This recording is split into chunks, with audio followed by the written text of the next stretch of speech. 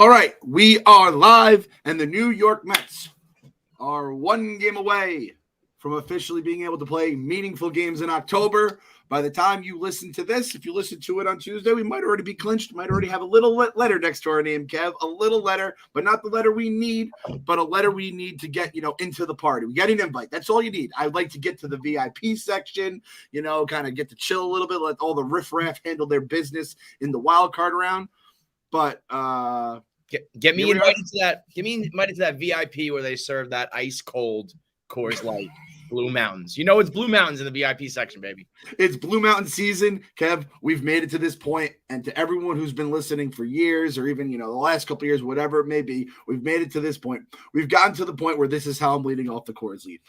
Fall doesn't have to be the end of your summer chill. Coors Light helps you find moments to unwind. That's right. We're talking fall baseball right now. Whenever you need to hit reset, reach for Coors Light. It's made to chill. When you're in need for some chill fall vibes, there are so many great options. We're talking college football, Halloween costume parties, chilling on the deck, watching the leaves fall, Kev. We're talking about the leaves falling right now, baby.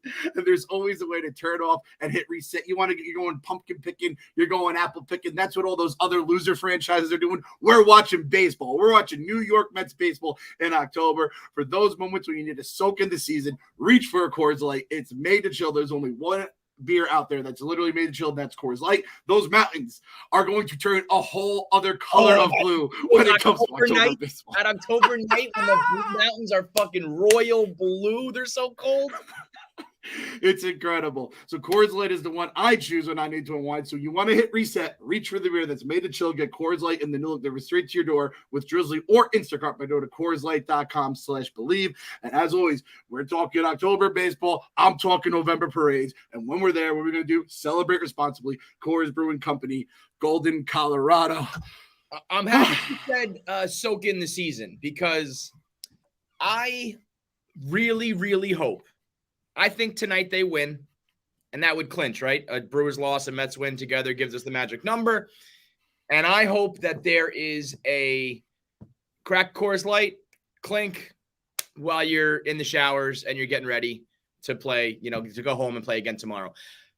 However, because I've said this before about when it was the one-game wild card, I don't like the champagne celebration for even the one-game wild card, because you might not even win a single postseason game, and it's like you were barely even there. But I do remember then hearing, I don't know if it was a player or a manager or somebody said, baseball's regular season is the most, intense grind in all of sports. And we're, it's not the NBA where it's like everybody makes it. I guess we're getting there now with the second and third wild card, so maybe things are changing.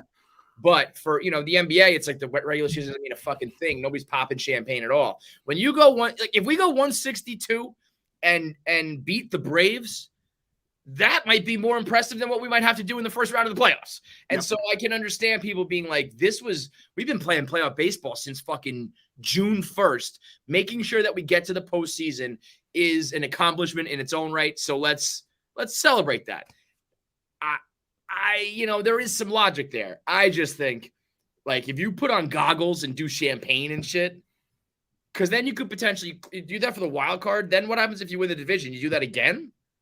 Yeah, you would do it for the division. You would do it for first round of the playoffs. You're gonna have 3 or 4 champagne celebrations before you make it to the World Series. I don't know about all that. So I hope and I think that Buck would be a very logical manager and be like, this is an accomplishment.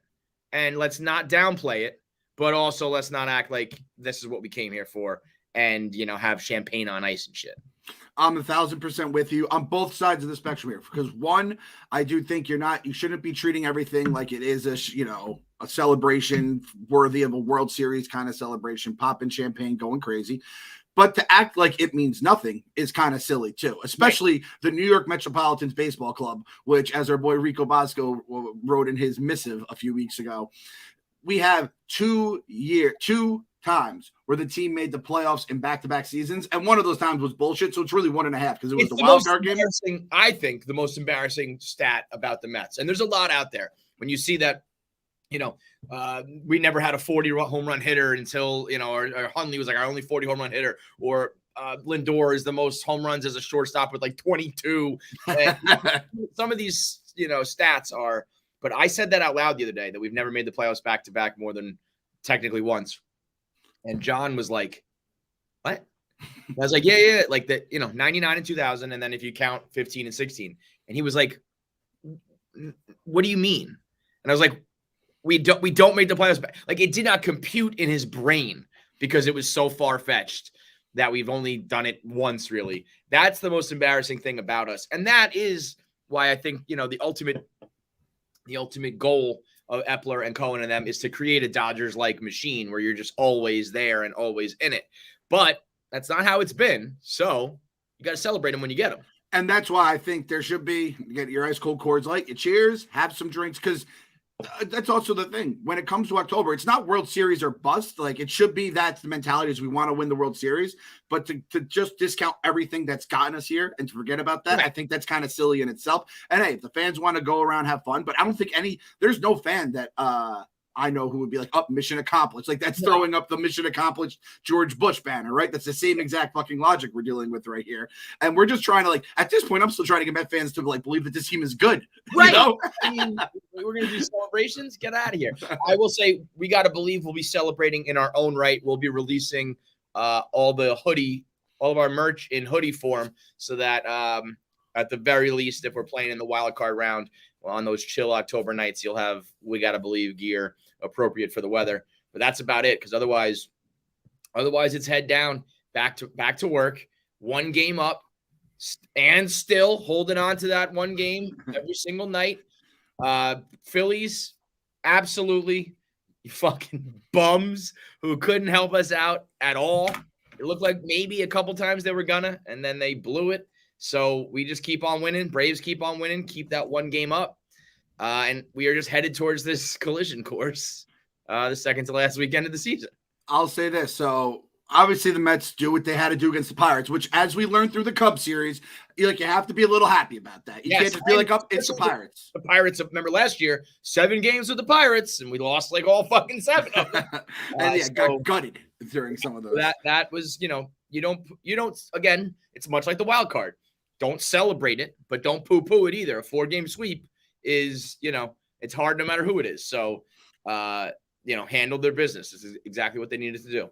And again, for the Mets fans that have been very much this team, same old Mets, 2000, what are we saying? 7 still, 2020. It was the 2021 Mets. Then it went to the 2007 Mets. It'll be the 2006 Mets if they make the playoffs. Be like, they're going to blow it in game 7 of the NLCS. I'm already seeing how these fucking morons think. I'm learning to think like them, unfortunately.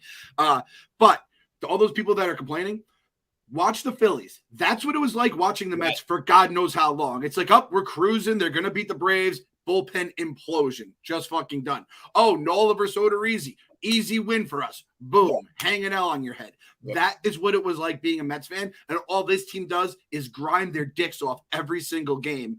So I'm trying to make this the podcast where we're not just lambasting the negative fans, but at the same point, I think we have to just cherish what we have. I truly do. Barstool, the ballpark on Saturday night. Awesome experience. We had, first of all, there was 1,000 people from Siena College there. It was like a fucking they're all babies compared to me, but it was just awesome to see it. We had a bunch of guys from the baseball team there, a bunch of people who were just from other classes. It was really random. Baptisms? I have to post a video. I think I did an 8-person baptism. And it was mass baptism. Yeah, it was a mass baptism. I said, guys, there was a security guard last time who there was a guy here, he was being very loud, and I was loud too, and we were just whooping it up. And then the guy was like, what the fuck are you doing right now? I was like, oh, I'm sorry, sir. I forgot I'm in public in a baseball stadium just pouring beer on people's heads. So we kind of snuck away. A bunch of these Siena guys and a couple other dudes came over. We had a mass 8-person baptism. So I'll post it on the Gotta Believe chain. But it was just a lot of people who were kind of in the same boat who were like, dude, let's cherish this for what it is. We're fucking a winning team. We're hopefully going to become a winning franchise, and everything's going to be good. And it's hard to see how this team plays and then see what those bums down in Philly, how they played, and just to see how everything goes. Did you see the Frank the Tank video from this morning? No. All right. I don't want to give the man time on our podcast. No, let's see it. But I have to see it because it is so absurd. And I originally saw it from Jeff D-Low. Jeff D-Low was the one who posted it originally. This one was from Viva La Stool. So Jeff D-Low flew in, I think at 6 a.m. from Cleveland. Jeff D-Low watched his Cleveland Browns choke away Yeah. a fucking game to the New York Jets, who scored 2 touchdowns in 90 seconds to take home that win. Frank watched his Mets sweep the Pirates over the weekend and then his Dolphins beat the Baltimore Ravens in an unbelievable comeback where his quarterback had like 6 touchdowns. Yep. And this is how Frank starts his Monday morning at work, talking to our boy Smitty. Stop worrying about other teams. Worry about yourself. You got Max Scherzer on the bump tonight. You got a bank teller who comes in. And yeah, but you better have Tyler Nyquil in the lineup. All he does is strike out. The pitcher actually threw the ball and it rolled the whole plate and he swung at it. What? Dude, wait, what? And then Jeff D. Lowe's taking ricochet shots about Cleveland.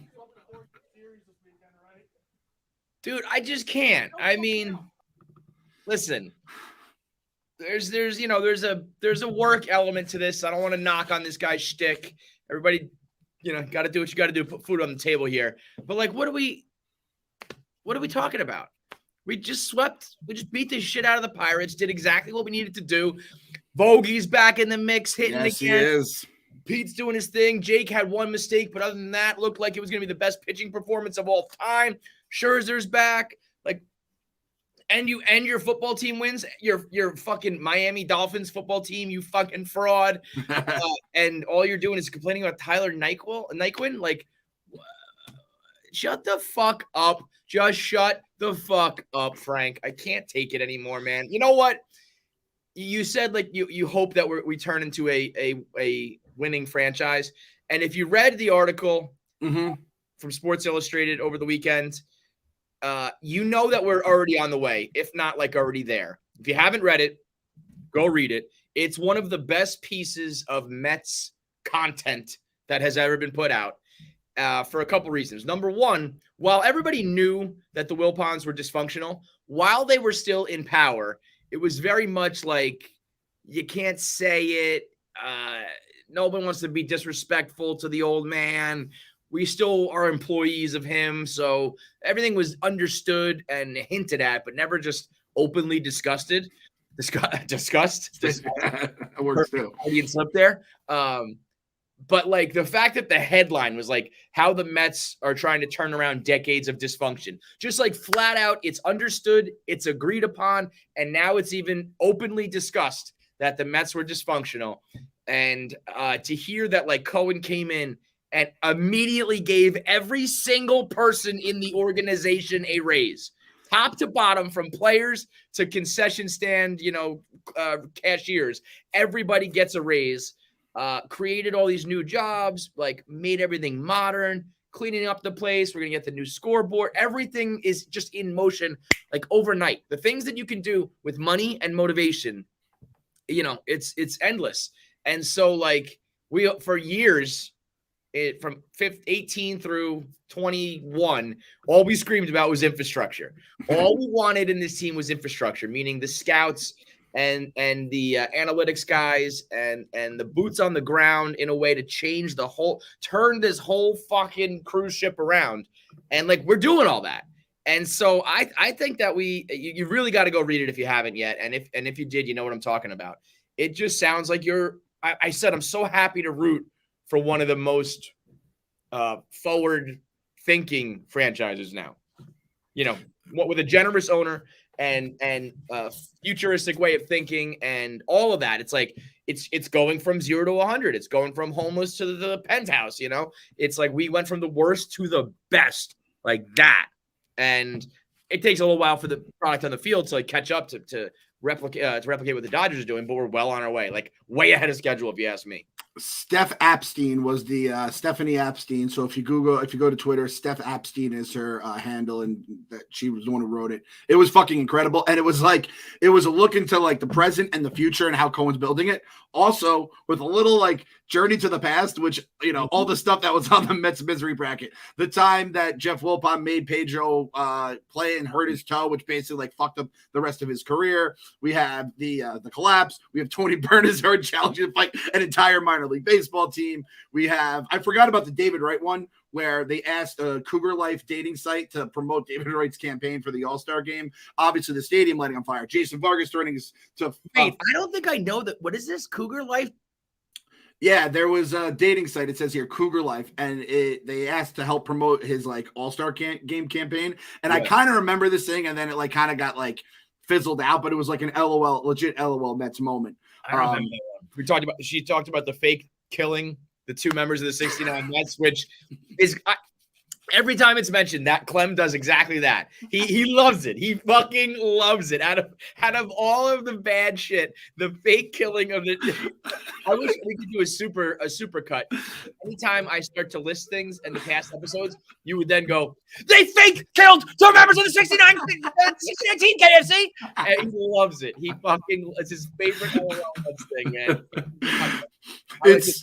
I like to think he popularized that one. That was a We Gotta Believe special right there. Yeah, that was like because then it was like they apologized, but then the apology they misspelled the guy's name, and it was like the Mets for so long were the guy who he's the GIF where he has all the stuff and like the hose and he like drops it all. It's Kevin dropping the chili on the floor. That was us every single year, and now we're just like this well-suited ball club. You know, everything's buttoned up to the top. I mean, we talked about it a little bit. We saw it in Citi Field, or at least the entrance to it. But apparently, like this family clubhouse that they built out, that Alex Cohen, you know, their big family people, the Cohens, it's like the best in all of sports. Like we were talking to the PR guy, and he said, like, I don't know about soccer, but like in terms of like U.S. sports or known sports, like I think they're trying to make this like second to none. And make sure it's gonna be the best place to work in American sports. Yes, which is, you know, it's insane to say that because we know every job with the Mets sucked. You know, the broadcast team doesn't get treated right, and the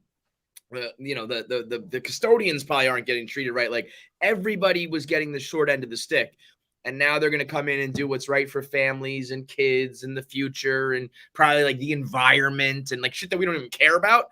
I'm sure they're on top of because not only Steve Cohen, but his wife Alex is involved in everything, and they do have, you know, charities that they want to work with and reputations to upkeep. And they want to, I'm sure they're going to transform the whole neighborhood, which will probably not only include like restaurants and bars, but there'll probably be like a center for fucking underprivileged kids there. And, you know, like whatever, who knows, because they're just going to turn the whole thing around and turn it from the shitty chop shop bullshit Mickey Mouse, you know, franchise into like a premier organization, not even like a sports team, like just an organization in general that does like a lot for, you know, on and off the field. If they're going to be the best.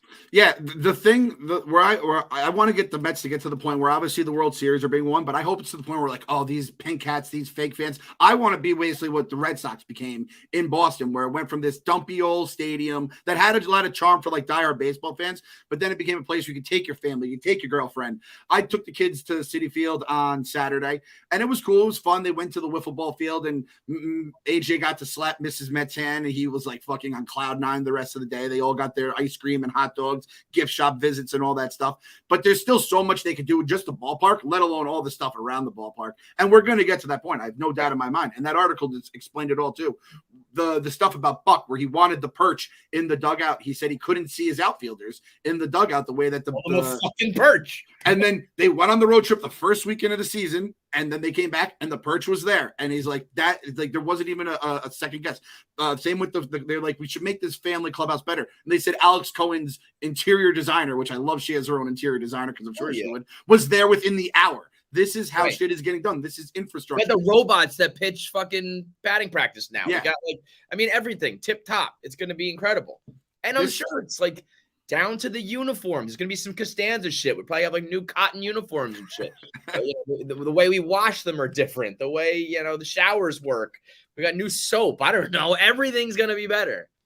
And then the thing that got to our manager, which there was a few things about Buck that I loved in there. There one thing where he basically had the players. He's like, the players' locker room is the players' locker room. So he moved like the coaches out. They said like he had to move They said change the bathroom. So the first thing when you see you walk in isn't the bathroom. So he basically changed the door. So you're not just walking in. It's just little shit like that. And Buck, you know, they said this before the Diamondback series is how he basically built that club from the ground up, including how the clubhouse was laid out, including how the jerseys were formed, all that kind of stuff. And they said there was like a bunch of shit that like through the moves are like, we don't know where to put all this stuff. He's like, just put it in my office. And they said like Buck Showalter, the head the manager, the New York Mets, probably going to 100 games, was just like the guy with all the shit in his office, which looks like everyone in our office, right? Yeah. And they're just like kind of moving around. And that's just leadership. And forget about all this stuff. Like they talked about the JD Davis play with the appeal, all this stuff. It was just an A+ article. And then the quote that I love too, they said they were facing Sandy Alcantara. I don't know which of the 18 times this was before Sandy Alcantara. And he said, listen, we can't beat this guy. He's great. He's probably going to win every award. Let's go have some fun and nobody get hurt and kind of take in how great he is. I don't even know why we're going out there. Just listen to the anthem, have some fun. Boom. Mets chase him after 5 innings, 4 runs, and win 6-4. And that's difference, man. That's difference from top to bottom. And it's just like, I just can't believe this is my life. I am the LeBron James meme every morning I wake up, except for that Cubs series. That was absolute hell. But other than that, the way they bounce right back is also a Buck thing. Like you can't tell me that if that's Luis Rojas or fucking Mickey Callaway, like when we hit the skids there, I'm sure those guys would have been like, I don't know what to fucking do or say. Why aren't you guys playing good, And I don't know whatever Buck said in those moments. I know he had another all-time A+ Hall of Fame quote, Buck don't dance. I love that one, man. What's the difference between TikTok and Twitter? Dance? Well, Buck don't dance. I fucking love that guy. New shirts on sale if you want to get a Buck don't dance. He just seems like the perfect guy who keeps you calm, never gets too up or down, but also inspires you. You can be the guy who's doesn't make a big deal out of anything, but also that means you don't rile the players up. You don't, you're just blah, you're vanilla. He does it in a way that's also you don't fuck around on Buck. You still play hard. We haven't had any issues, I don't think. I'm trying to think of anything. I don't think there's been one hustle issue all year.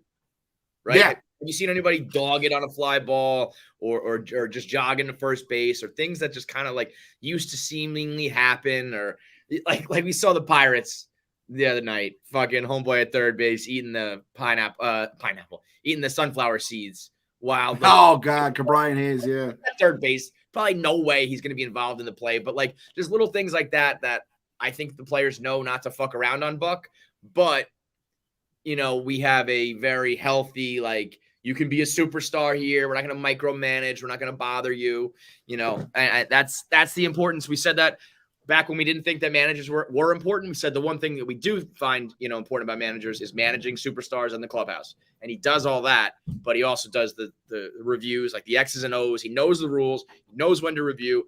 And he also just has that ship running, everyone rowing in the same direction. It's incredible. He's just as important as anybody else. And Cohen, the players, he's just as important as all of them. Yep, absolute slam dunk, as it turns out, that hiring. And thank God, Beltran was in the building the other day for Roberto Clemente, and I forgot.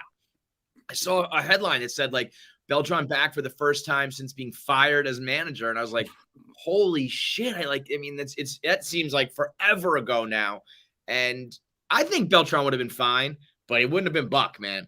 No, would it have been Buck? No way Beltran knows all the rules that Buck knows and all that shit. Nobody knows all the rules that Buck knows except for Gary Cohen.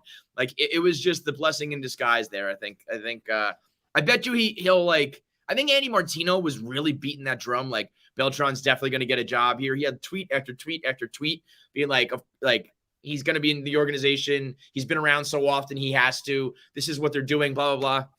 I actually could see that being the case, though. Because he did get a raw deal, that was Fox. Definitely, and I think I had heard plenty of people that said Cohen was kind of upset that the Wilpons fired him the way they did, probably because Cohen has had some shady things, that gray areas that might have resulted in some stuff, and I think he probably just liked him. But it's just nice not to be he's a rookie manager, but he has this really good bench coach that knows all the things. No, our manager is a baseball encyclopedia. Mm-hmm. It just makes you feel so at ease. And the only person that I've heard about dogging it to first is Starling Marte, and I think Marte's just been playing with a groin injury, and Buck is smart enough to say, Starling, I don't want you to push it unless you have to push it, and he's pushed it when he's had to on to beat out a bang bang play and stuff like that, but on a lazy ground ball, it's do I want you stretching out and going 100% and then I lose you for 2 months? We can't do that. As we see, we've lost him now, and the lineup just looks completely different. But Buck, the best way I could put Buck, and I think we've all had that one person, there's that teacher that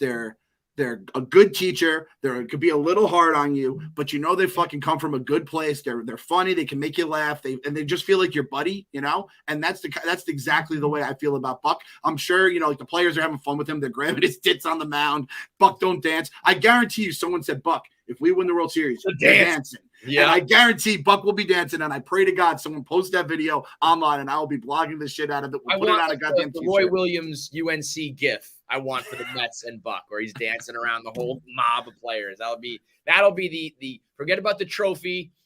I want that moment.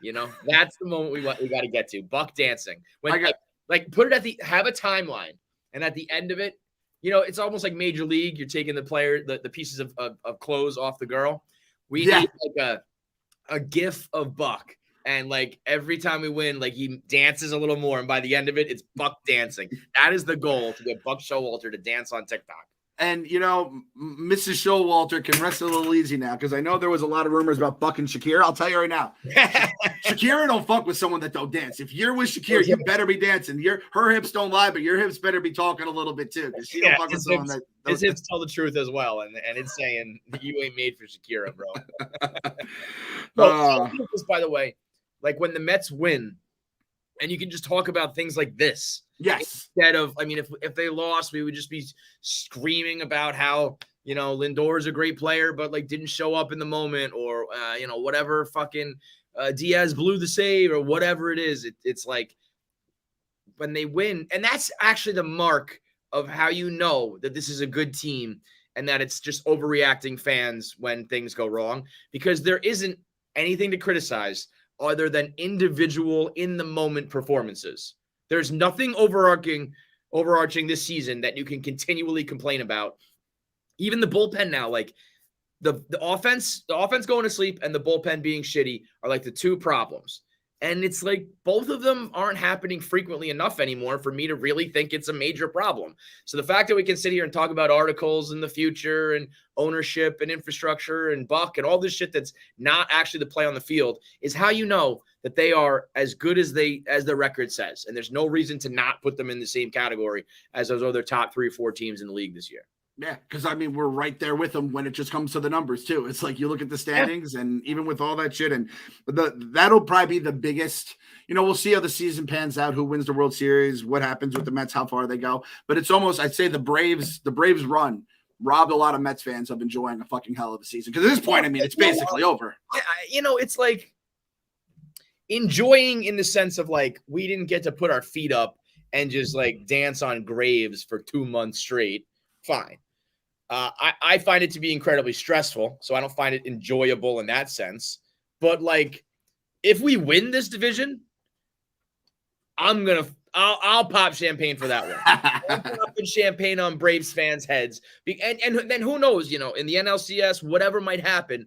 But if they TikTok you for 3 straight months, and then you just fucking handle your business all the way down to the finish line.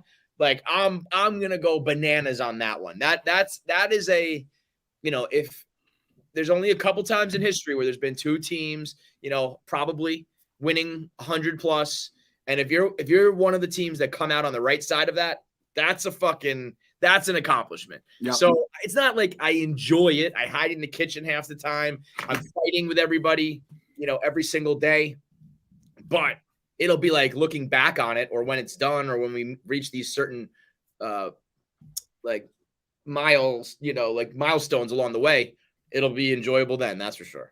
Yeah. It's kind of like when you're working out and you're just hating the fuck that you're on the treadmill or whatever you're on. And then at the end, you have that fucking post-workout glow about you. You're feeling good. And there is a chance, just the way everything lines up, that one of these teams could be popping champagne on October 2nd at the end of the 3-game series, right? There's tiebreakers and shit like that. And if the Mets are up 3 with 3 to go, they win the tiebreaker along the way. That means they're popping champagne in Atlanta. What's odd is I feel like I'm either dealing with Mets fans who are like, this team sucks, it's a collapse, or a lot of Mets fans who believe that series is like not going to matter. And I'm like, what? You think we're going to be up by like 3 or 4 games? Like we can barely hold on to 1. You think the Braves are going to lose, like 2, 3, 4 more games, and the Mets are going to capitalize on all of those and then hold serve the entire rest of these 2 weeks? Like, Why? Why would that be the case? I mean, are the Braves going to stop doing what they do to bad teams? Like, I feel like it's, if we're lucky, going to be one game up when we go into that series. Yep. So they got the Nationals next, because it's been a while since they had the Nationals, but I still can't believe they didn't play 19 games against the Nationals already in that like 3-month stretch or 2-month stretch. The Nationals 3 times a week. It was nuts. It was crazy. They have the Nats for 3, then they have the Phillies for 4. I didn't realize that was a 4-game series. I thought it was a 3-game series, and it's in Philly, which the Philly games in Philly always fucks things up because everyone's bullpen is so taxed because the balls are just flying out there usually. Then they got the Nationals for 3 before the Mets. One time for me, Philadelphia. One time. Like, it's almost like they're paying us back for beating their dicks in all year. Yep. I mean, this is like, come on, guys.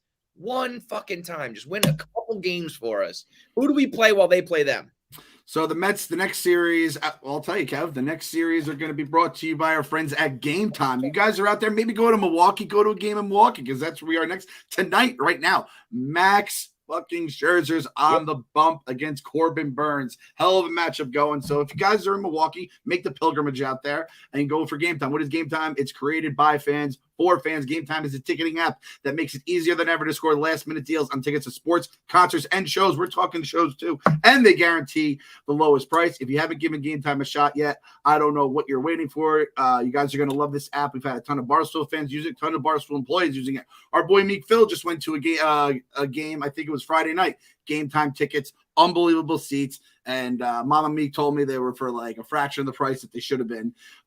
So they're easy to use, amazing deals, and it's the fastest growing ticketing app in the U.S. That's that Barstool difference, baby. Just shooting through the roof. You're going to love it. So download the Game Time app, go to the account tab to create a login, and redeem code BELIEVE for $20 off your first purchase. Terms apply. Download Game Time, last-minute tickets, lowest price, guaranteed. And I went to a game in Milwaukee, in a previous life before I had kids, and we just did baseball trips with my boys, and it is an absolute wonderful time. There was a Saturday game in, I don't know, April. It was the weekend of, it was the weekend of the Luis Castillo drop. So whenever that happened, wow, that's how I can mark the time. And dude, it was like I was going to a college football game. There was just tailgates as far as the eye can see. They're doing funnels, they're doing keg stands, and the people in Milwaukee are just a lovely bunch. So if anyone's out there, don't go on the Bernie Brewer side, though. Did you see that dude who broke his arm when he went down? That ain't worth it. No. Did you? There was a Dodgers announcer. I'll have to show it to you afterwards. This was a few months ago. He went down the slide, just went a little too greased up. And you just hear, he goes, and it just is. Yes, now I'm remembering. Yes. So we're going to Milwaukee, Kev, and we know that Milwaukee was once upon a time in this previous Wilpons regime a little bit of a house of horrors. I think there was like 8 Father's Days in a row where Bill Hall killed our season. And looking back, it might have been like twice. It is. We did this. We went back and looked, and I think it was only twice that they played on Mother's Day, but it felt like Pink Bats, Ricky Weeks, Bill Hall, these guys just absolutely crushed us. I also, you know what happened?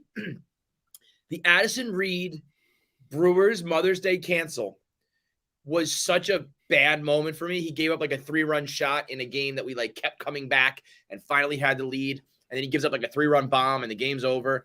And I was like, fuck Addison Reed. You stink, dude. Only to then realize this year, when it was like an anniversary or somebody posted about him or something, that Addison Reed was like the best reliever we've like ever had in the team's history. But I have this image of him like burned into my brain of performing badly. But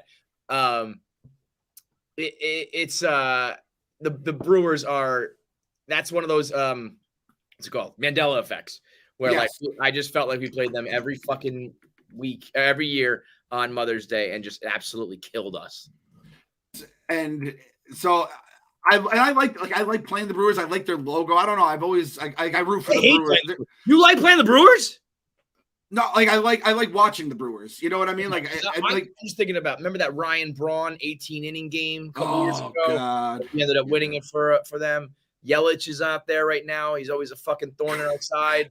Well, yeah, Yelich isn't trying to fuck my mom. That's the difference between me and you. That might cloud my vision a little bit. Yeah. It's always just such a fun team. Bob Uecker's involved. Like I don't know. I always enjoy Milwaukee. Beer makers. Shout out. Yeah.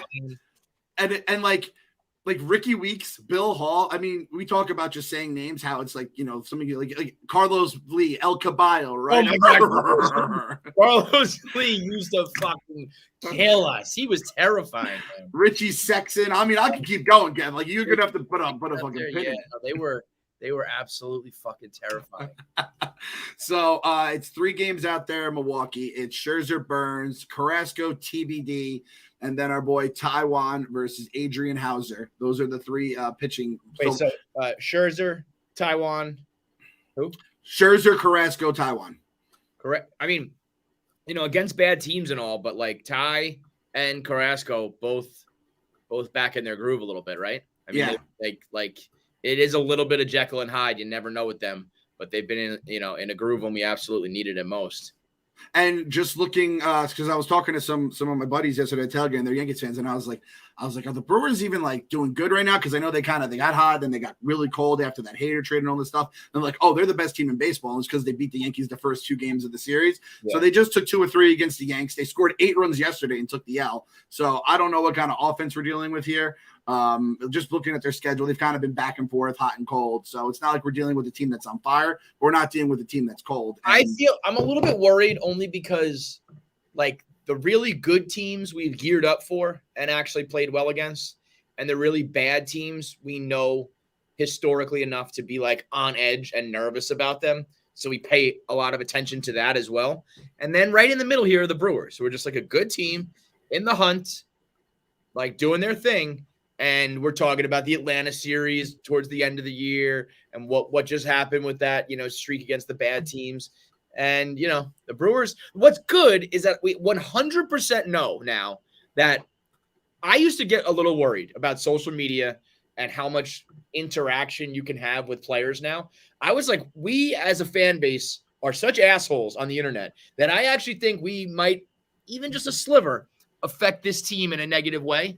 And we now know 100% that like this team is dialed in. And if they do lose or perform badly, that like they don't, the sky is never falling for them.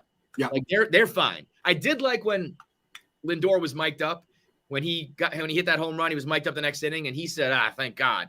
And it was like just enough to let me know that you take it as seriously as the fans do. Yeah. And you knew that there was a little bit of pressure there, but also not that you were like freaking out and like, oh my God, what are the fans going to say? So I'm very happy to know now that like whatever we do or say doesn't really fucking matter. So I think Buck's going to have the boys geared up for Milwaukee or whoever is next on the schedule too. Yep. No, I do feel like Milwaukee, you said it with the Braves. Like, would you rather face the Braves more? Because I feel like these guys can handle their business. And I kind of like sometimes facing the better teams because it's like they show up against the Dodgers. They show up against the Braves. They show up against the Phillies. So I do know that I feel like that's going to wake up whatever slumber they're in. I looked it up. Corbin beat us in June 10-2 games. So I don't even remember that, but that sucks. I was like, I feel like he's a guy maybe they could grind out at bats about, and God knows what the lineup, the season changes so much every single game. But I'm going to text Yelich. I'm going to ask him to like throw an at bat for me. If they weren't in the hunt themselves, I would ask for like something like that. Be like, come on, man, just give me like, go up there and just like close your eyes. Oh, I forgot about Prince Fielder. I'm just thinking of I'm still thinking of. I was like, was Prince on the Tigers or the fucking Brewers? He was part of that. It was that big fat man swing is just, it was, if he didn't get hurt, he would have put up numbers in his career. Prince Fielder, I had him in fantasy baseball, and there were some seasons where I'm like, this guy is out of his goddamn mind. He's one of my favorite like legends is how he hit a home run in Yankee Stadium when he was like 12. Yeah. One of my favorite stories to just tell random people, you hit a home run in Yankee Stadium. That, and then I would always follow it up with, that's because it's a Mickey Mouse park. There's always that picture of him and his dad. And he's just this pudgy little kid. Yeah. I always like, and I think he was in Rock and Jock back in the day, which the kids don't even understand what Rock and I can't even say MTV. I don't know if they even know what MTV is. Yeah, he was. Tom Segura was telling a story about him the other day. He went to high school with him, and everybody was like, you got to play football, right, dude? Like you're so big, you're athletic. And then they saw him like take batting practice, and they were like, "Oh no, he plays baseball." And then Cecil got traded and moved away real quick, so it was like he only spent like 1 year or some shit like that with him in high school. But he was like, "Yeah, Prince was that dude. He was like a freak athletically." I was just looking at his baseball reference page. He finished third in the MVP twice, fourth in the MVP once, 50 bombs, 46, 38, 32. I loved watching that dude play. And remember the celebration where he jumped on home plate and everyone like scattered? That was an all-time great celebration. I'm going to try my hardest to stop going down the rabbit hole of old Brewers stuff. But we're talking Mark Loretta. We're talking Jeff Cirillo, Jeff Jenkins. Jeff Cirillo. Oh, God. Jeff Cirillo hurts my chest thinking about it. And that this one sticks in my craw. Jeremy Burnett, just because he went to the Brewers was awesome, came back to the Mets and just fucking mail timed the fuck out of us. How about their pitchers? They had Greinke for a minute there. Yep, they had Greinke for a minute there. Yep, they CC was him. In 08. CC, I remember CC in 08 was like on the last day of the season while we lost. He was nails on like 1 day rest. He pitched like on 3 days rest, like three turns in a row, and it was nails every single game because the Brewers were like, we know we only got you for like 6 months, bro. We are gonna ride you into the ground. So that was right before his big money going to the Yankees. That's the biggest that's the most fucked up part of the 08 Mets collapse is that everyone forgets it was just as much the CC Sabathia dominance. Like he crushed us with his like a fucking. And went right to the Yankees, so it was like I fucking hate this guy. And I should love everything else about CC Sabathia. I love he just eat unlimited Cap'n Crunch. He's just a big dude that just fucking threw the shit out of the ball. No, whoever CC Sabathia's PR team is, you remember when he had that weird thing going on and he just said he was like an alcoholic all of a sudden? And everyone was like, "Oh, okay." And then like all this, he had marital, all this shit just went away. I was like, "Wow, that was incredible." I don't know who those guys were. Pay them double, CC. Corey Keller here, Greg Vaughn.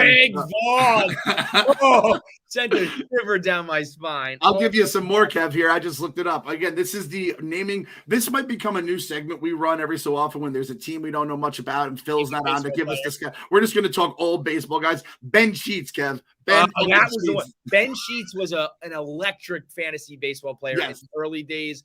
I want to say, like, I played Small World. I know I did Small World basketball a lot. Did you ever do Small World? I here and there. Yep, I did it a couple times. Small World baseball or something that I was a fantasy player for like 1 year in the early days, and that was it. But I think Ben Sheets was a guy who was always like huge fantasy numbers. Ben Sheets was good. Ben Sheets, I thought he was going to be. He was like the next Kerry Wood, who then I thought like all these Steven Strasburg, and then they all just kind of just fizzled out. That just never really works, apparently, as we learned with the 5 aces in Flushing. God damn it. Like Bob Wickman, like they had some fun closers. Doug Jones, like there's just a lot of love about Milwaukee. So I'm trying to like give Mets fans something else to think about in case like the Bill Hall and Ricky Weeks are just too fucking awesome. JJ Hardy, he did the Sheffield. He modeled his swing after the Sheffield, so it's just that pink bat just twitching. I also feel like there was always one player on the Brewers who looked like a Milwaukee Brewer, like whether it was a big mustache or a bigger guy or. Like I feel like the middle reliever days of like the Rod Becks of the world back in the 90s, I think it's kind of turned into like skinny Dominican guys, like Hispanic guys who it used to just be like guys who kind of had a gut who like if they weren't working in baseball would work at like a factory and they go home every night and just drink like a 6-pack and that like there was always like one of those guys on the Brewers that was like, you look like the mascot. I'm going to be honest, Kev. If you told me right now that there is a clause in the Milwaukee Brewers like ownership group with Major League Baseball, it's like, listen, 24 guys, baseball players, but one must be working for a brewery. One must be a brewer. I would believe it because there always is that one dude. He always has a big beard and he looks like me. He doesn't look like Rowdy Tellez, right? Like that kind of guy. Our boy Vogie was there. Kev, I think we just discovered something about them. Like that's a did you know? That might be part of like their like we got to have a mascot that basically plays the game. It's perfect. Yeah. Also, remember the first time I think this happens every now and then on the internet where people realize that the logo is an M and a B. Love. Their minds are blown. I love that one. The Brewers got a little bit of Brewers. Like I think I hate them, But if the Mets like blew up tomorrow and I needed to root for another team, I might root for the Brewers. If we can Ben in Black, like those couple of series from your brain, yeah, they'd be a great team. You would love them because I do like them. I think that's one of the rare hats I own that is a non-Mets hat in terms of baseball is the MB hat. And I will always like.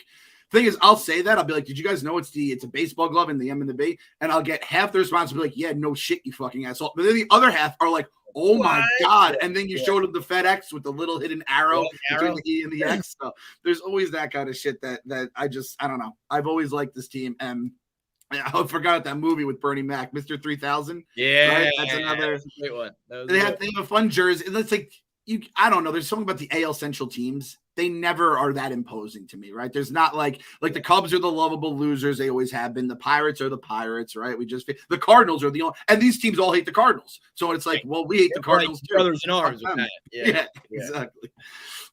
So I think we might have discovered it's like in Korean baseball, the KBO, shout out my Dinos, the World Series champions or the Korean baseball champions of 2020. I think you're only allowed to have 3 Americans. And you have to have a certain amount of Koreans on the team. And I do think that there has to be a Brewer on every single one. Brewers. Yes. What's interesting about them is they've got David Stearns, who is their GM, who everybody in the know in baseball says is the next president of baseball operations with the Mets. That Cohen has had David Stearns as his guy all along, and the Brewers, being the cocksuckers that they are, never even allowed him to have a conversation with the Mets. He has one of the weird, I don't know if this is a regular thing, but he has a clause that says if they make it to the NLCS this year, he's allowed to interview and talk with whoever he wants. Otherwise, he's still like a restricted employee of the Brewers, which is interesting because I guess it's like you sign a contract being like, if we get to the NLCS, you've basically done your job and created enough of a winning ball club that we already have the pieces in place. We'll let you go talk to other teams. But if not, you still got work to do. And the Brewers are in a weird spot because I think they were like, they had a window, and they went with big money with Yelich. And I think by now they were hoping to be like a true, real contender. I think they're off of that timeline a little bit.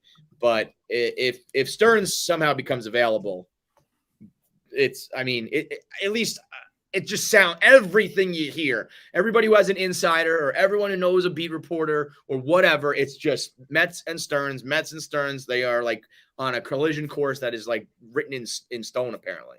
The only reason why I don't like just basically call him the Mets president right now is because there's been so many times where it's such a layup, it seems, that it just doesn't happen. And there's always some weird shit, but it sounds like are cool, right?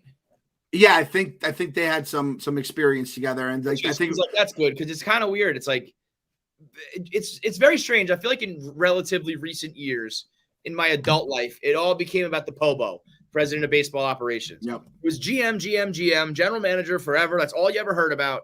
And then all of a sudden, guys, there was a GM and the president of baseball operations, and I never really know what the difference was and who's actually running the team. So I think those two need to like coexist together, and the fact that Epler would be cool with Stearns is a good thing because I don't have the right sunglasses, but that we love Epler mode. I gotta see if I got my there we go. I got my Epler mode sunglasses in there. We can rock and roll. And so they're apparently, I just looked it up. Joel Sherman said that they're like best, like one of the best friends in baseball with each other. So they're boys. So that's good to know. And I guess we kind of should touch on it just because we're talking president of baseball operations. We got our guy Kyle coming on now. We're going to talk about our boy Sandy. Sandy is like stepping down. I feel like Sandy's been slowly, he's the King Viserys of the fucking New York Mets. He's just slowly dying in the franchise. Why? I agree. And I get it, but like, why? Like, it was kind of strange timing. I think, like, if we were losing and things were going poorly I think it would be like, LOL Mets, like all sorts of shit. I don't know why he's doing it right now, but is he sick? Can he not do it? I know he's older. He fought cancer. Like, go ahead, man, but by all means. But it was just strange timing, I thought. I'm going to choose to believe that it's because they finally hit the last part of the whole, all right, Stearns is coming in. They check that last box, and it's like, all right, let's get this ball in motion. And it seems like even if things go as good as possible and we play the most remaining games possible, you have like 6 weeks left.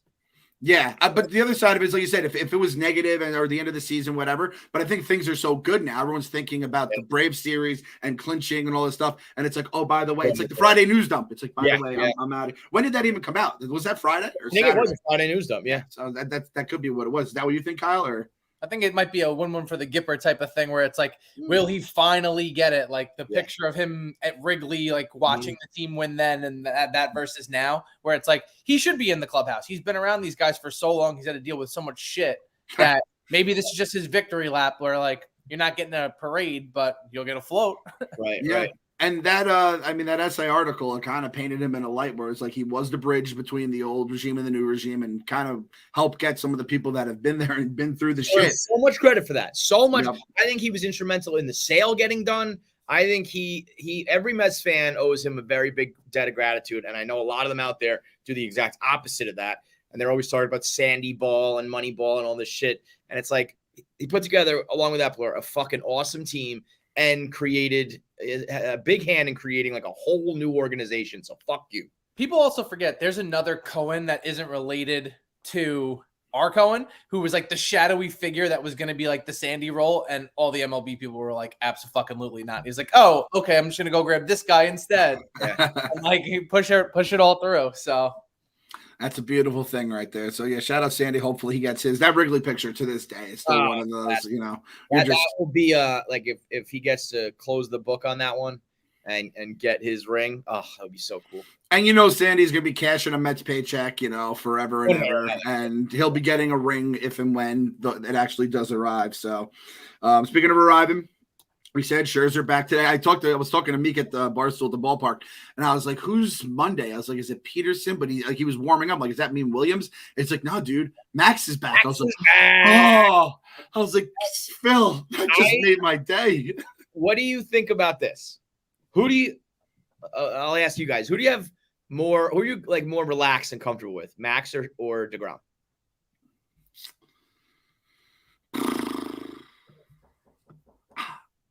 I'm going to say DeGrom. I think DeGrom is still more prone to exactly what happened this weekend. Yeah, he is. Where, like, he does seem to just kind of run out of gas and can't like finish his outing. And this one was obviously in the worst way possible. Went from his individual games are a lot like what his individual seasons have been. His season is like he's pitching and he's like, I'm the greatest pitcher of all time. I'm putting together the greatest season of all time. Wait a minute, I'm actually injured out of nowhere for like 3 months. Come back, like I'm the best pitcher of all time again, injured out for the season. His individual starts are like that, where it's like, yeah, I'm going to strike out 20 today. Like run into that 6th inning, and all of a sudden everybody kind of can, 3 times through the lineup, everyone's able to get at least a base knock on me. Where I think Max gets harder and more angry and finishes stronger than anybody out there in baseball. I have like if it's the 6th inning and somebody gets a leadoff hit off of Jacob deGrom, I'm like, oh, wait a minute. This might be, where we got to get worried. Max, I'm like, okay, good. I'm happy someone reached base because he's going to get pissed off now, and he's going to gas the next fucking 3 guys. All right, Kyle, you break the tie. I mean, it's got to be it's a tale of 2 pitchers, but it's like he's at 101 pitches, which is like I posted this morning. I'm like, he's finally stretched out. Like this is postseason DeGrom. The guy that we're seeing right now on the mound is the guy that he's going to be. So it's like, is he going to get 13 strikeouts a game, or do you want him to pitch efficiently and get through 7-8 innings? You can't blame the guy though. It's like if I can make you miss, I'm going to make you miss. But I will say this though, he has adjusted this season where he hasn't in the past, where he's not just like throwing 102 and throwing his slider and nothing else. Like they were saying, like they thought Max got in his ear about throwing the curveball more, like being more efficient in terms of what he's throwing. Like it's okay if you get beat, and then he gets beat on that, and it's like in his head he's going, I could have just thrown 102 passes. Yes, that is on the mound and healthy. You have to live with that. Yeah. I mean, it wasn't even that bad of a pitch, I don't think. No. It's Cruz, right? He was a fucking freak. It was just kind of like the perfect storm, but I remember Greg Maddux pitched I think he had an 89 pitch complete game once. And I remember that as a kid being like, 84, I think it was. And now that's, guys are at like 84 through 4 innings now. And, it's because he was just, 3 pitches per batter, and it was a ground ball every time. And it's not sexy and it's not fun. And I do think there are times where you need the strikeout. So being the strikeout pitcher is forever valuable. But yeah, it is like if I'm going to throw at least 3 strikes to everybody, plus a couple others, everybody's seeing 6-7 pitches. You know how that goes. Yep. I mean, we have this problem, all 3 of us. It's like it's like Jacob DeGrom. He's like a porn star. It's like his dick is too big. It's like it doesn't feel good sometimes, and it's just it's not as efficient, but it fucking works. It looks good, and it seems cool. Crazy. The mark of how good DeGrom is, the crowd groans on non-strikeouts. Ground ball out, you're upset. When it's a non-strikeout out, you're like, oh, fuck. Sal Licata tweeted out after the home run. He's like, unacceptable. That's a bad start. And it's like, that was his 40th consecutive start of 3 or less runs. MLB record. Since they created ERA, he's LeBron, though. He is LeBron of baseball. Yeah. Like, I put up a triple-double in the finals, but they beat me. Well, I needed to be better. I think Licata is – we know what Sal Licata is, and he's got to get his ratings and shit. I don't even blame him sometimes.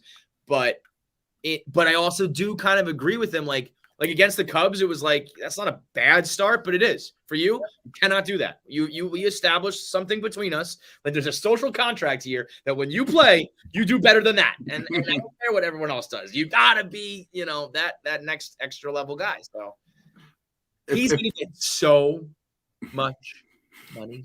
And not only just because of what he deserves, if it's with the Mets, it's gonna be like back pay also, I think. Like they're gonna be like, sorry that, fucking Brody was your agent. The worst agent of all time, getting you on the cheap like that. He's gonna get big bank, bro. Anyway, that question got asked in group chat. Do you think DeGrom's gonna make $50 million? I feel like it's gonna start at $50 million a year. I think there's no $50 million a year guy yet, right? Max, I think, is the most at 40 something. 43. Yeah. I think I could see Jake having a $50 million, like a short. If it's a shorter contract, like 3 years. I think 3 years, 150 sounds like fine for me with Jake DeGrom. It's like that's crazy, but it's true. Yeah, he's a guy who like you would imagine doesn't actually care about the money because he's literally fucked himself on the past 2 contracts. Where it's like, let me make the most money possible for 3 years, and then I'll go back to doing like the nickel and dime shit, and I'll just stay here. Yeah, because I do think what I could see happening. I do think he does care about the money now because he got fucked, but I think he's gonna want money. But people are gonna be like, "Well, bro, we can't give you like an 8-year deal. You're not young enough anymore." So it's like, all right, let's just fucking, 60 a year, a year. Like, remember the MJ contracts? It was like 1 year, 25 million. That was like mind-blowing shit back in the 90s. Yep. It'll be that kind of stuff because he kind of is that for pitchers in baseball right now. So that would make perfect sense. I could like Licata or someone else, like someone on like the SNY panel be like, let me tell you who I want. Chris Bassett over both those guys. That's such like the hot take line. I do want, we haven't even mentioned his name. Chris Bassett, the Hound, bro. He is like the one piece that I think every team needs, which is just like a rubber-armed veteran who like he's still pitching like it's 1991. He doesn't play by any of the new rules, doesn't give a fuck. He'll throw 120 pitches. He gets mad at himself all the time. And he is the actual Hound. Like fucked up role player versus like the Mountain or the Viper or whoever else. Like he is the guy who comes in and just eats up innings. Yep. 100 pitches, 120 pitches. Very well now. Yeah. Adam Orangeman hit me with he found this quote for me. Tim Britton tweeted it out. I don't know if you guys saw it. Buck Showalter on Chris Bassett. He goes, "You've seen those Westerns where they're running away from somebody and one guy gets shot off the horse and everybody keeps going and one guy always rides back and helps the guy out. Bass is one of those ride back guys." I mean, if that's not a fucking quote for your manager to say about you. That's like the highest respect you can get, Yeah, and that's the dude, like we say it all the time. Like how many times in this podcast where we're like, man, we needed the bullpen and we needed the bullpen to have a breather, and Bassett went 8 innings somehow in a time when no one goes 8 innings anymore. Right. He's everything they build him up to be and then some. So like that guy being our 3 starter in the playoffs, absolute fucking blessing. And then hopefully we get our boy Big Drip back in the pen. And I'm interested. I want him just to get out there, get his reps in, and then see if that can be. I don't think 8th inning could be the thing, but hopefully 7th inning. And at the point, man, we shouldn't be seeing relievers before the 7th inning if everything goes according to plan with the 3 guys we just talked about, right? It's that fucking 4th game maybe. So hopefully McGill is kind of that dude. Gibbons to the unknown IL, which is like kind of the COVID thing. That's the biggest bummer about not putting away the Braves earlier and being able to clinch the division, I would just have everyone do the old chicken pox party. Everyone get COVID right now, so we don't have it in October. Let's be honest here, boys. They ain't testing for COVID in October. They're not because that will be a Mets thing for sure. Like 3 guys will get COVID like the day of the NLCS or something. And then just rounding out the injury list, Marte sounds like he had a little setback with the finger. It still has pain in it. I think we will see Marte in the postseason. Yeah, that national series will be his ramp up. Or like he'll play if he has to, but he should not until October. And that's a full-blown broken finger. If you want to spin zone it too, that groin injury will be 100% as well. So it's like we're getting the full-blown Starling Marte. Hopefully he just is able to kind of like bounce back all the way. I think he was a guy that without him in the lineup, like they would kind of crumble. And he is very important. But you know what is interesting? I meant to look this up and I haven't totally. But I'm pretty sure if you look up like that 2 to 3 week skid, it was him. But you know who else was missing? It was my guy, Luis Guillorme. Yep. Yes. The day that he came back, they, without Marte, I feel like it was even maybe Guillorme even more so. Like he's back, they started to play again. So we need him back as soon as possible. But there have been plenty of guys, Vogie hitting again, Guillorme back. Like it's kind of a next man up. So. It really does come to the point where it does feel like Voltron is forming again because like Marte, when he has like in outfield, having that arm in the outfield just makes a guy stop at third. Yep. Guillorme, that play where he's done this 100 times this year, where he blocks the guy from touching the base and tags him out. Yep. And that was when it started to feel like the momentum might have been shifting. And it's like you just like, we didn't have that. And the most important player on that roster, Terrence Gore, the fastest man alive. He is the Flash, bro. He's like not human. He's a mutant. He is so goddamn fast, and he will swipe a bag or like steal home or something like that in the playoffs. He has to be on every roster. It's something fucking ridiculous. I think he has like 76 career hits, and he's got like 45 stolen bases. And they said he's recorded 2 World Series championship rings and hasn't had a hit since. 2 rings and hasn't hit the ball at all. That's incredible. That's everything I thought Billy Hamilton should have become. Yeah. I was like, why would you never do that? And I obviously we saw that with the Braves in the past and shit like that. So who was the wide receiver on the Patriots that they would always just cut and bring back just for the playoffs to be the possession guy? Like they activated him like the night of the Super Bowl and shit like that. Yes, that's Terrence Gore. You need a guy that can just puzzle piece fit it in and go, what do we suck at? I sent you guys the stats for Vogie. Like, dude's got like 5, 6, 7 walks in the last 4 games. It's like down the stretch. Put in Gore. Even if he's not in the game, you put him in just to walk, then you pull him and put the other guy in who can run. Yep. That's baseball. And that's Buck's brand of baseball, being like, what can I do to just get that little edge? The best part is that him and Vogie, it's Vogie gets on base and then he takes it. So you have the big dude, the little dude, the big slow guy, the little fast guy. It's an absolute crazy tag team. I love it. So you got the Brewers coming up here for 3 games. Watch party tomorrow night, Coors Light, presented by Coors Light at Blue Haven East. Kyle, what's the name of it again? It was the Double Tap, right? We got the Double Tap going. We're going to have some giveaways. We're going to have beer. We're going to have all that good stuff. Also, Kyle, you joined late. Give us a random Milwaukee Brewer. We're talking random Brewers for a while. You the most? Or just one you like. The only one that comes to mind is Craig Counsell. That's the manager. There we go. There's one. That's a good one. Yep. I just got this one too. I'll start off with this. Nori Aoki. I forgot all about him. Yeah. Nori Aoki was a motherfucker too. So we'll see what happens with this Brewers series. Again, I'm figuring the Braves are going to sweep the Nats, so it's like got to take 3 if you want to keep pace with them. Got 3 to stay in first. So gotta believe. Gotta believe.